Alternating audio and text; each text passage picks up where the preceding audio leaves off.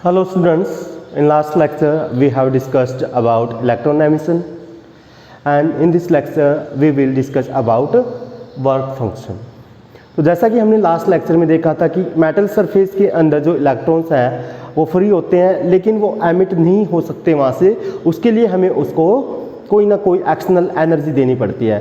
तो वो एक्सटर्नल जो एनर्जी है वो किसी भी फॉर्म में दी जा सकती है, हीट, लाइट या फिर पोटेंशियल, ठीक है, या फिर आउटर साइड से बॉम्बार्डिंग की जाए इलेक्ट्रॉन्स की।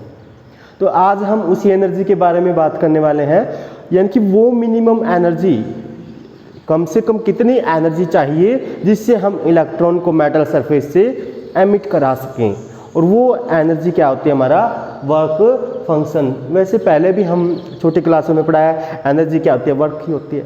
तो यहाँ पर मेटल के सरफेस से इलेक्ट्रॉन को एमिट करने के लिए जो मिनिमम एनर्जी की रिक्वायरमेंट होती है वो क्या होती है, वर्क फंक्शन। तो कैसे डिफाइन करेंगे, the minimum energy required for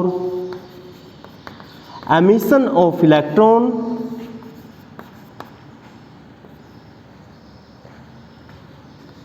from metal surface,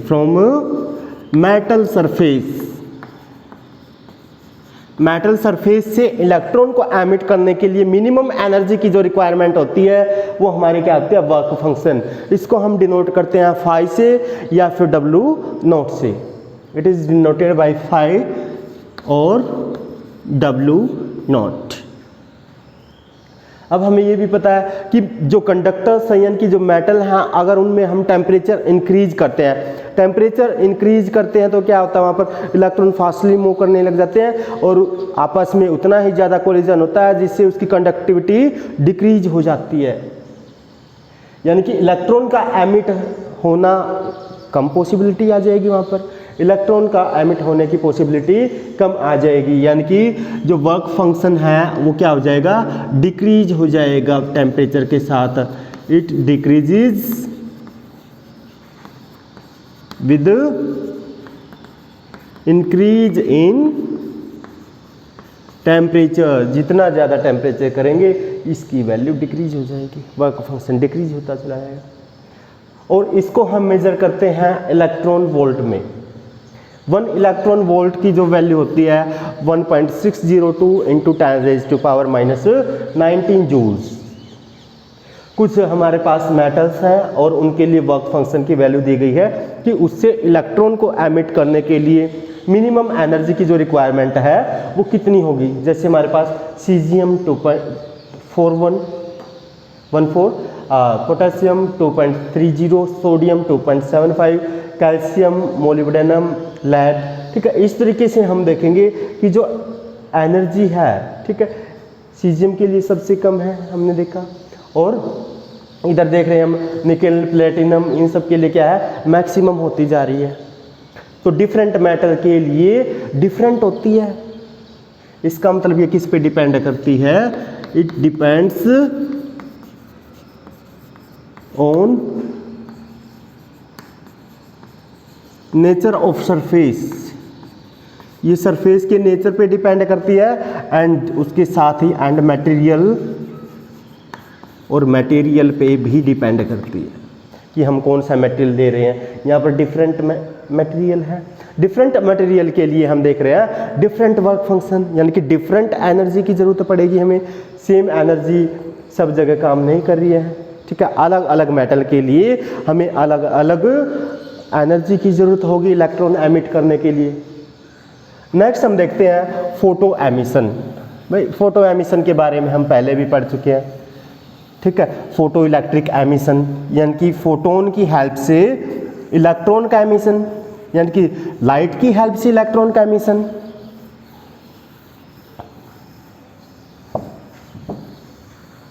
photo electric emission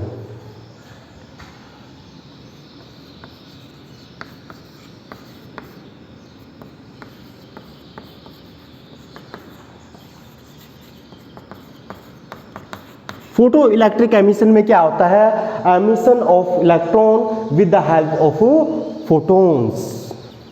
भाई सनलाइट की हेल्प से या और कोई भी लाइट, किसी भी कलर की लाइट की हेल्प से अगर हम मेटल सरफेस से इलेक्ट्रॉन को एमिट कराएंगे तो वो फोटो इलेक्ट्रिक एमिशन होगा। It means emission of electrons from metal surface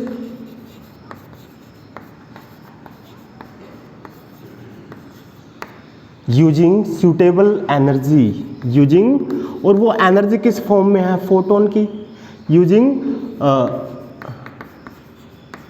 suitable energy in the form of light और से फोटॉन्स। फोटो इलेक्ट्रिक एमिशन में क्या होगा, इलेक्ट्रॉन का एमिशन कराएंगे, कुछ सूटेबल या सफिशिएंट एनर्जी लेंगे, किसकी फॉर्म में, लाइट की फॉर्म में, तो हमारा फोटो इलेक्ट्रिक एमिशन हो जाएगा।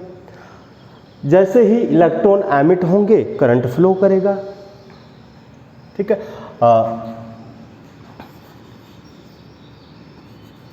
करंट फ्लोज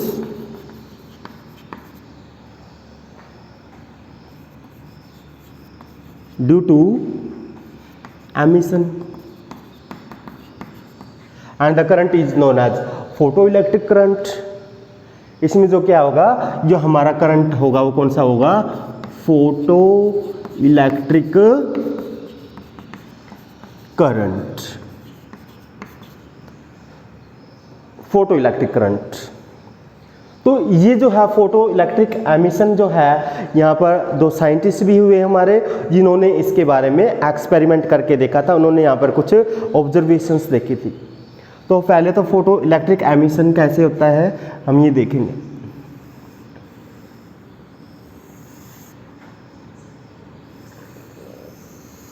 एक जो है क्लोज ट्यूब ले ली जाती है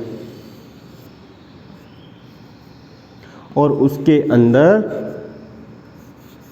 दो मेटल प्लेट्स लगाई जाती हैं।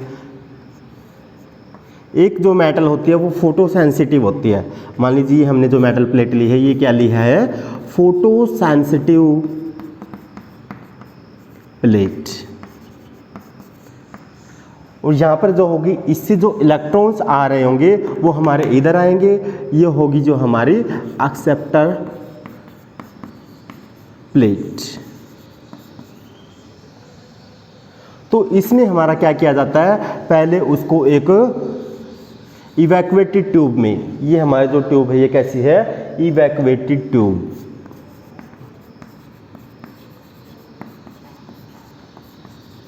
इक्वेटेड ट्यूब के अंदर दो मेटल प्लेट्स फिल करें, फिक्स कर देंगे और फिर हम वहाँ पर लाइट की हेल्प से, मान लीजिए हमारे पास इधर लाइट सोर्स है, तो लाइट सोर्स से जो लाइट आएगी, ठीक, वो क्या है, सीधी जैसे ही मेटल के सरफेस से टकराएगी तो क्या होगा, फोटो इलेक्ट्रिक एमिशन, यानी कि यहाँ से इलेक्ट्रॉन जो है वो एमिट होंगे, कह सकते हैं। तो ये जो इलेक्ट्रॉन का एमिशन है किस किस चीज़ पे डिपेंड करेगा, भाई जो लाइट है, जितनी ज़्यादा लाइट होगी उतने ज़्यादा इलेक्ट्रॉन का एमिशन होगा, यानी कि लाइट की इंटेंसिटी पे, और लाइट के कलर पे डिपेंड करेगा, यानी कि लाइट की फ्रीक्वेंसी पे। किस किस चीज़ पे डिपेंड करता है, और intensity of light, frequency of light, ठीक है। तो यहाँ पर हेलवाक एंड लेनार्ड ने ऑब्जर्वेशन की थी, तो हेलवाक एंड लेनार्ड ऑब्जर्वेशन देखते हैं हम यहाँ पर। हेलवाक एंड लेनार्ड्स ऑब्जर्वेशंस।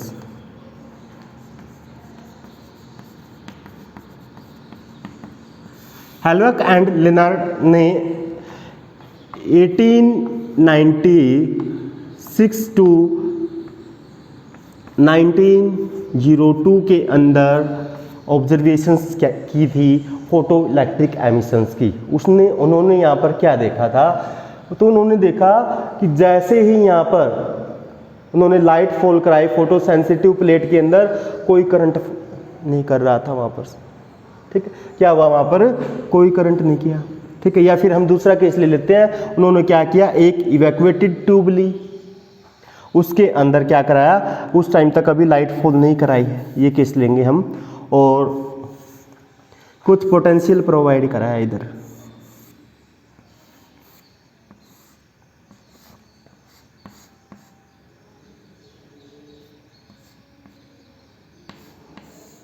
उन्होंने जैसे ही कुछ पोटेंशियल प्रोवाइड कराया तो देखा कि जो करंट है वो नहीं मिला उसको। उसने यहाँ पर एक माइक्रोमीटर लगा लिया, माइक्रो एमीटर, तो उसने देखा कि यहाँ पर जो है करंट फ्लो नहीं कर रहा है। फिर उसने क्या किया, एक जो प्लेट थी, जो फोटो सेंसिटिव प्लेट लगाई है, उस पर लाइट फॉल कराई। जैसे ही लाइट फॉल कराई तो उसने देखा कुछ करंट मिला, यहाँ पर एमीटर में कुछ डिफ्लेक्शन हुआ। इसका मतलब क्या हुआ, कुछ इलेक्ट्रॉन्स जो है वो इधर से इधर मूव किए, इधर से इधर मूव किए। इसका मतलब क्या होगा, करंट मिलेगा कुछ ना कुछ। तो हेलवक एंड लिनार्ड ऑब्जर्वेशंस में या उसके एक्सपेरिमेंट में सबसे पहले तो ये देखा गया था कि जैसे ही उन्होंने दो प्लेट ली इवैक्यूएटेड ट्यूब के अंदर और पोटेंशियल प्रोवाइड कराया कुछ, तो नो करंट फाउंड, कुछ करंट नहीं मिला। फिर उन्होंने क्या किया, एक यहाँ पर रेडिएशंस फॉल कराई। जैसे ही रेडिएशंस फॉल कराई यानी कि लाइट फॉल कराई तो करंट मिला कुछ देखने के लिए, ठीक है। तो यही उनकी ऑब्जर्वेशंस थी, यही उनका एक्सपेरिमेंट था। उसके साथ साथ ये हेलवक एंड लिनार्ड ऑब्जर्वेशन में हुआ। अब हम देखेंगे effect of intensity, effect of frequency and effect of this potential, ठीक है। तो यहाँ पर अगर हम पोटेंशियल मेजर करेंगे इस दोनों प्लेट्स के बीच में, तो यहाँ पर एक पोटेंशियल मीटर, पोटेंशियोमीटर लगा सकते हैं इधर पोटेंशियोमीटर, और करंट मेजर करने के लिए हमने एक माइक्रो एमीटर लगा दिया सीरीज में। पोटेंशियोमीटर पैरेलल में, माइक्रो एमीटर सीरीज में लगाते हैं। तो ये हम लगा चुके हैं। तो यहाँ पर फिर हमने देखा इंटेंसिटी के साथ, इंटेंसिटी यानी कि लाइट का अमाउंट बढ़ा दें घटा दें। मान लीजिए पहले हमने यहाँ पर 100 वॉट का बल्ब लिया, फिर 200, फिर 500, इस तरीके से लाइट की इंटेंसिटी बढ़ा दें।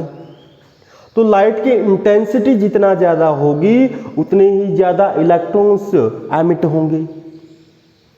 लाइट की जितनी ज़्यादा इंटेंसिटी होगी उतने ही ज़्यादा इलेक्ट्रॉन्स मिलेंगे। तो यहाँ पर intensity and photo electric current के बारे में हम अगर ग्राफ देखें,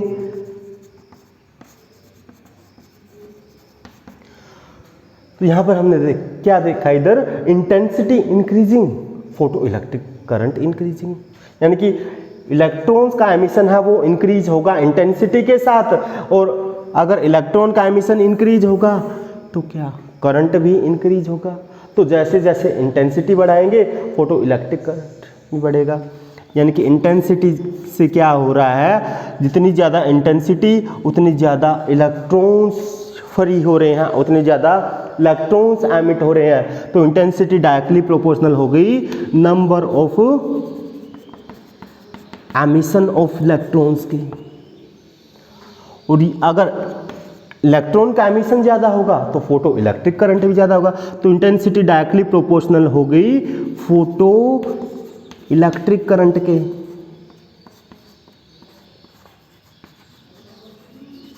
ये क्लियर है हमारा।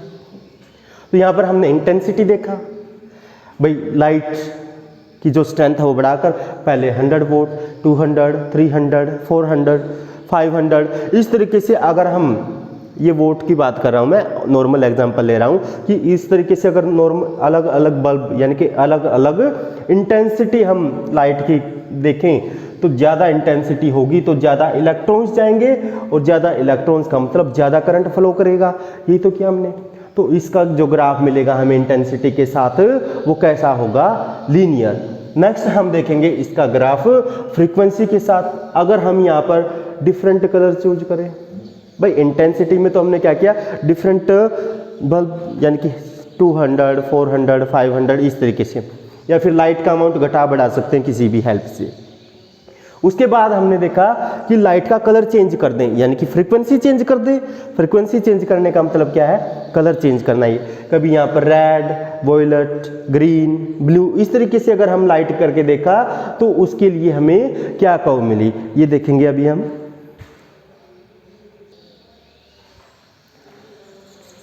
तो नेक्स्ट हम देखते हैं इंटेंसिटी के साथ। तो हमने देखा कि लीनियर ग्राफ मिल रहा है, जैसे इंटेंसिटी इंक्रीज हो रही है वैसे वैसे फोटो इलेक्ट्रिक करंट इंक्रीज हो रहा है। अब हम बात करते हैं फ्रीक्वेंसी की। अगर हम लाइट का कलर चेंज करेंगे तो क्या चेंज आएगा, स्टॉपिंग पोटेंशियल के साथ। स्टॉपिंग पोटेंशियल को भी अभी हम जानेंगे कि स्टॉपिंग पोटेंशियल होता क्या है, इस ग्राफ से अभी हमें पता लगने वाला है। तो देखिए, जैसे ही हमने कोई भी पोटेंशियल यहाँ पर नहीं लगाया था तो क्या होगा, लाइट इधर से गिरी, इलेक्ट्रॉन्स एमिट होंगे।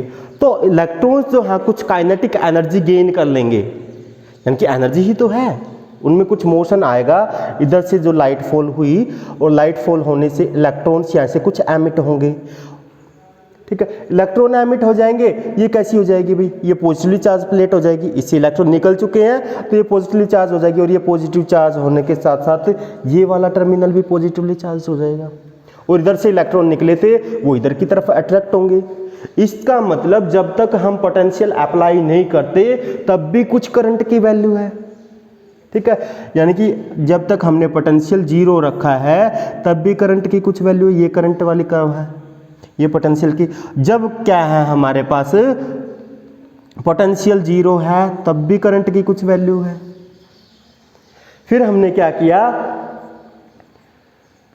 पोटेंशियल को और इंटेंसिटी को कांस्टेंट रखते हुए, क्योंकि हमें बात करनी है यहाँ पर फ्रीक्वेंसी की, यानी कि हमने V को भी क्या रखा, कांस्टेंट, इंटेंसिटी को भी क्या रखा, कांस्टेंट। चेंज क्या करना हमें, फ्रीक्वेंसी, ठीक है, फ्रीक्वेंसी चेंज करनी है इधर। तो जैसे ही हमने अलग अलग कलर की जो फ्रीक्वेंसीज ली, ठीक है, तो क्या हुआ, हमें जैसे जैसे फ्रीक्वेंसी इंक्रीज की करंट इंक्रीज होता आ गया। फिर एक वैल्यू आ गई मैक्सिमम वैल्यू करंट की। इस मैक्सिमम वैल्यू को हम बोलते हैं सैचुरेशन वैल्यू, ठीक है। यानी कि जो हमारे को यहाँ पर करंट मिलेगा मैक्सिमम, वो क्या होगा हमारा सैचुरेशन करंट, सैचुरेशन करंट मिलेगा हमें इधर। ये जो वैल्यू आ गई इधर, ये सैचुरेशन करंट की आ गई। फिर हमने चेंज किया दोबारा से, ठीक है। फिर हमने क्या कर दिया, थोड़ा सा अभी फ्रीक्वेंसी चेंज, कोई भी फ्रीक्वेंसी ली, पोटेंशियल को बढ़ा। फिर हमने क्या किया, उसको थोड़ा सा पोटेंशियल को कम कर दिया। जैसे ही पोटेंशियल को कम कर दिया ये बाद में, तो क्या मिला हमें, एक ऐसा पॉइंट मिल गया पोटेंशियल को नेगेटिव करते करते जहाँ पर करंट की वैल्यू क्या हो गई, जीरो। तो जहाँ पर करंट की वैल्यू जीरो हो जाए वो बोला जाता है स्टॉपिंग पोटेंशियल। ये क्लियर है, करंट को स्टॉप कर दिया पोटेंशियल ने इधर, तो ये क्या होगा हमारा स्टॉपिंग पोटेंशियल। भाई जैसे जैसे हमने पहले क्या किया था, पोटेंशियल को कांस्टेंट, इंटेंसिटी को कांस्टेंट, चेंज क्या करना है, ओनली फ्रीक्वेंसी को। एक पर्टिकुलर फ्रीक्वेंसी रखी हमने, उसके लिए कुछ करंट मिलेगा, दूसरी फ्रीक्वेंसी ली उसके लिए कुछ करंट, और थर्ड कोई फ्रीक्वेंसी ली उसके लिए कुछ करंट, जब तक पोटेंशियल जीरो है। फिर जैसे जैसे पोटेंशियल इंक्रीज किया करंट भी इंक्रीज हुआ, लेकिन वो भी क्या हुआ, एक मैक्सिमम वैल्यू तक ही बढ़ा। यानी कि भाई क्या होगा, मैक्सिमम वैल्यू तक क्यों बढ़ा, ये मैक्सिमम वैल्यू उससे ऊपर क्यों नहीं जा रहा। जितनी इंटेंसिटी, सॉरी जितना हमने फ्रीक्वेंसी बढ़ाई, एक पॉइंट तो ऐसा आएगा कि मैक्सिमम इलेक्ट्रॉन जाएंगे उधर, उससे ज़्यादा नहीं जा सके, सारे के सारे इलेक्ट्रॉन चले जाए, सारे के सारे इलेक्ट्रॉन जाएंगे, यानी कि करंट हमारा मैक्सिमम का मतलब सैचुरेशन वैल्यू पे करंट पहुंच जाएगा। तो ये हमारा थर्ड फ्रीक्वेंसी के लिए जैसे जैसे हमने पोटेंशियल चेंज किया, पोटेंशियल इंक्रीज करते गए, तो एक पॉइंट ऐसा मिला जहाँ पर करंट की वैल्यू मैक्सिमम यानी कि सैचुरेशन। फिर थर्ड फ्रीक्वेंसी के लिए हमने सेम यही काम किया और पोटेंशियल को इंक्रीज करते आए, ठीक है। तो हमें क्या मिला वहाँ पर, फिर से मैक्सिमम वैल्यू मिली। तो हमने देखा कि जो मैक्सिमम वैल्यू है यानी कि सैचुरेशन वैल्यू है जो करंट की, वो सेम मिल रही है, यानी कि मैक्सिमम करंट तो सेम मिल रहा है। ये चीज़ क्लियर हो गई यहाँ से। सैचुरेशन करंट की जो वैल्यू है डिफरेंट फ्रीक्वेंसीज के लिए भी सेम रहती है। फिर जैसे जैसे हमने पोटेंशियल को डिक्रीज किया, नेगेटिव किया, तो फिर इधर जैसे जैसे पोटेंशियल को हमने डिक्रीज किया, फिर इधर कोई वैल्यू आ गई, ठीक है। मान लीजिए फिर इधर से ये फर्स्ट के लिए फ्रीक्वेंसी के लिए, ये सेकंड के लिए स्टॉपिंग पोटेंशियल फॉर सेकंड। फिर इसके लिए किया डिक्रीज, यानी कि नेगेटिव में इंक्रीज कह सकते हैं हम इसको। हमने अगर पोटेंशियल को नेगेटिवली इंक्रीज किया, या फिर कह सकते हैं कि पोटेंशियल को डिक्रीज किया, तो इधर से क्या होगा, फिर हमें कोई वैल्यू मिली स्टॉपिंग पोटेंशियल के लिए, फर्स्ट फ्रीक्वेंसी के लिए कह सकते हैं, सेकंड फ्रीक्वेंसी के लिए और थर्ड फ्रीक्वेंसी के लिए। तो डिफरेंस स्टॉपिंग पोटेंशियल। तो इस कर्व से क्या क्लियर है, इस कर्व से यही क्लियर है कि डिफरेंट जो हम फ्रीक्वेंसी की लाइट लेंगे तो मैक्सिमम करंट जो मिलेगा वो सभी के लिए सेम मिलेगा। फ्रीक्वेंसी कोई भी लो, लेकिन अगर पोटेंशियल को इंक्रीज करते रहे, यहाँ से पोटेंशियल को इंक्रीज करते रहे, तो मैक्सिमम करंट की जो वैल्यू होगी वो डिफरेंट के लिए, डिफरेंट फ्रीक्वेंसीज के लिए सेम रहेगा। नेक्स्ट हमने देखा कि जैसे जैसे हम नेगेटिव पोटेंशियल करते चले गए, पोटेंशियल को डिक्रीज करते चले गए, तो वैल्यू जो है स्टॉपिंग पोटेंशियल की, यानी कि जहाँ पर करंट की वैल्यू, फोटो इलेक्ट्रिक करंट की वैल्यू 0 मिलेगी, वो सभी के लिए डिफरेंट मिली। किस केस में, ये हमें मिला फ्रीक्वेंसी के केस में। नेक्स्ट हम देखेंगे पोटेंशियल के केस में, photo electric current and stopping potential, यानी कि पोटेंशियल में दोनों में हम कर्व देखेंगे अभी।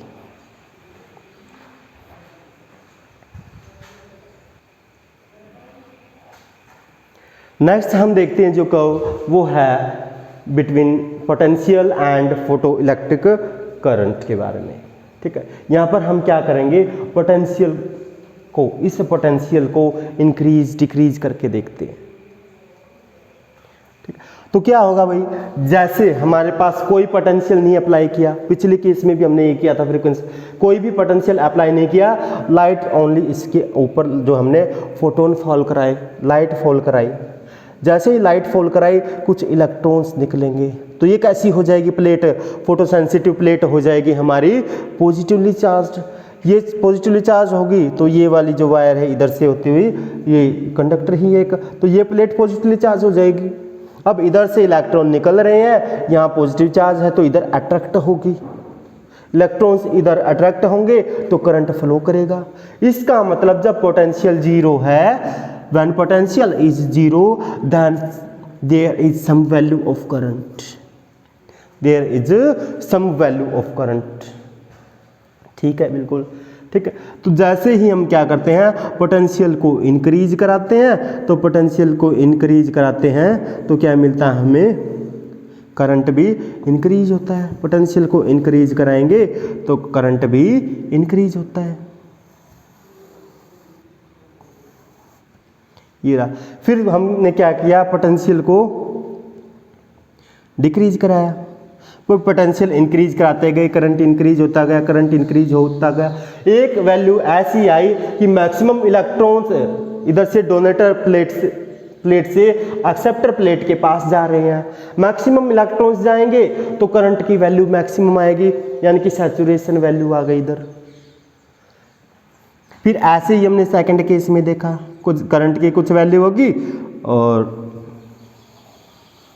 ये ऐसे ही थर्ड केस से देखा, करंट की कुछ वैल्यू है, यानी कि डिफरेंट इंटेंसिटी ले रहे हैं मान लीजिए हम, ठीक है। तो यहाँ पर हमारी जो करंट की वैल्यू मिल गई है, ठीक है, फर्स्ट इंटेंसिटी, सेकंड, थर्ड, तो डिफरेंट सैचुरेशन वैल्यू मिल रही है करंट की, मैक्सिमम वैल्यू जो है करंट की वो डिफरेंट मिल रही है।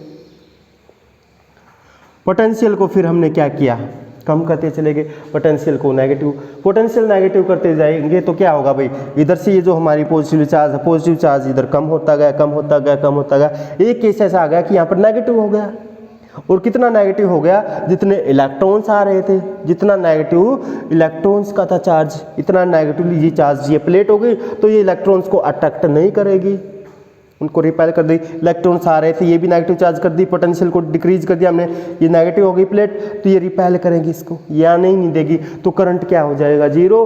तो हमने पोटेंशियल को डिक्रीज कराया, और एक केस ऐसा आ गया कि उस पे जो पोटेंशियल है वो जीरो हो गया, करंट जीरो हो गया, तो उस पोटेंशियल को हम क्या बोलते हैं, स्टॉपिंग पोटेंशियल। फिर से हमने इस केस के लिए भी ऐसे किया, पोटेंशियल डिक्रीज किया। एक केस ऐसा आ गया कि उसमें जो करंट है वो जीरो, कोई करंट फ्लो नहीं किया। फिर ऐसे भी यहाँ भी हमने ऐसे ही किया, पोटेंशियल को नेगेटिव में इंक्रीज किया, तो क्या हुआ, जो करंट है वो जीरो। तो स्टॉपिंग पोटेंशियल हम देख रहे हैं, क्या मिला हमें, सेम।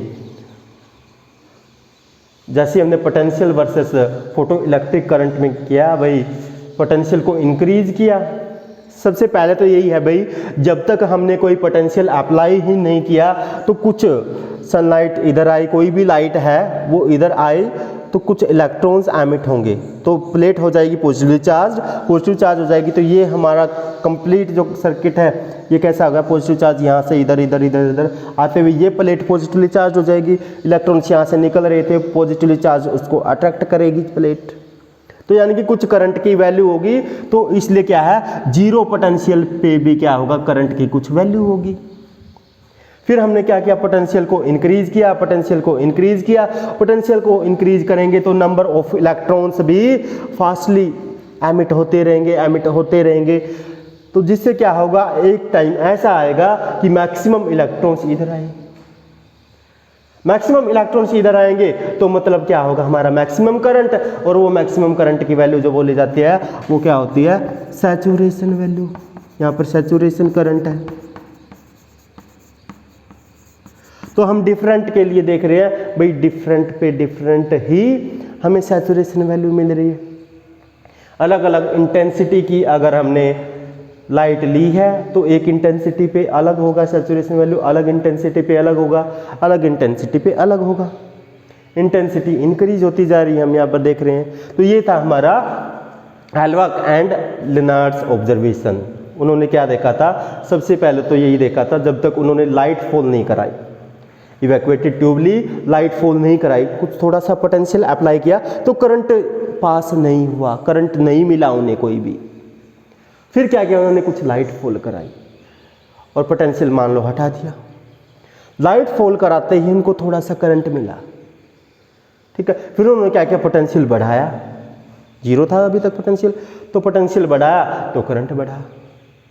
ये तो देखा हमने, पोटेंशियल बढ़ाते रहे, करंट बढ़ता रहा। एक केस ऐसा, इलेक्ट्रॉन मैक्सिमम इधर फ्लो करने लगे, मैक्सिमम करंट फ्लो करने लग गया, लेकिन उससे ज़्यादा इलेक्ट्रॉन जा ही नहीं सकते, मैक्सिमम तो कर रहे हैं फ्लो, तो क्या होगा, करंट की एक मैक्सिमम वैल्यू आ गई। फिर हमने क्या किया, पोटेंशियल को डिक्रीज किया, यानी कि जो पॉजिटिवली चार्ज प्लेट थी उसको इतना नेगेटिव कर दिया जितना नेगेटिव चार्ज इधर आने वाले इलेक्ट्रॉन्स का था, तो क्या होंगे, रिपेल होंगे, आएंगे नहीं इधर, तो करंट की वैल्यू जीरो। और जहां पर करंट की वैल्यू जीरो होगी, यानी कि पोटेंशियल डिफरेंस की वो वैल्यू जहां पर जो करंट है जीरो हो जाए, वो होता है हमारा स्टॉपिंग पोटेंशियल। तो आज के लेक्चर में काफ़ी हमारा ये, नेक्स्ट करेंगे हम नेक्स्ट लेक्चर में।